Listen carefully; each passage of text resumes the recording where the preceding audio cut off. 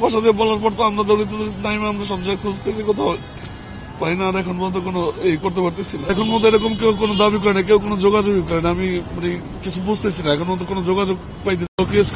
Camera দেখছি 5:26 পর্যন্ত আমি দেখছি। এরপর আর এখন পর্যন্ত আমার মেয়েকে দেখতে আমি 3 দিন ধরে শুধু খুঁজতেছি, দৌড়াইতেছি, কোথাও আমি এখন পর্যন্ত পাচ্ছি না। কোনো সন্ধান নাই আমার মেয়ের। সবাই চেষ্টা করতেছে, প্রশাসনও চেষ্টা করতেছে। গতকালকে ডিবি পুলিশ, থানা পুলিশ আমাকে সাথে নিয়ে রাত 4:30 পর্যন্ত অনেক এলাকায় রেড দিচ্ছে, কিন্তু কোনো পাইতেছি না। এখন মতো কোনো হদিস পাইনি। আমি রয়েছিলাম একটা বাইক নিয়ে, ওর সেম এজের। ওরা দুজন একসাথে নিচে বের হয়েছে চিপস খাইতে যে আটটা সামনে আসছে।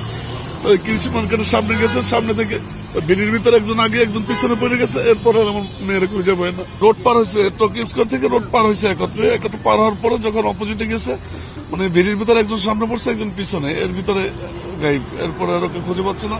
ও তো খোঁজাখুঁজি করতে করতে কান্না করতে করতে বাসা চলে গেছে।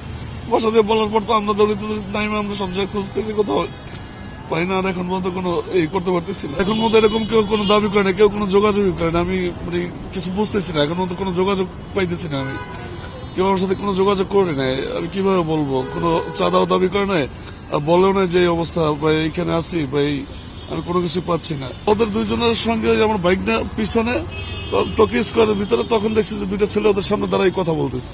হ্যাঁ, কথা বলতেছে। ওর পাশ দিয়ে হাইটে একবার যাওয়া ছিল, তারপর আবার ওরা সামনে দাঁড়াইছে, আবার ওইখানে বসে কথা বলছে। আমার মেয়ে আসলে ঢাকায় তো সেটেল না, আমরা ঢাকায় সেটেল না, ঢাকায় থাকি না। এখানে আমার বোনের বাসা, আমার ছোট বোনের। তো আমার ওয়াইফ আবার সে ক্যান্সার আক্রান্ত, তাও লাস্ট স্টেজ চলতেছে।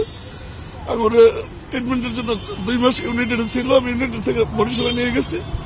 গত পরশু দিন আসছি ঢাকায় ডাক্তার দেখানোর জন্য।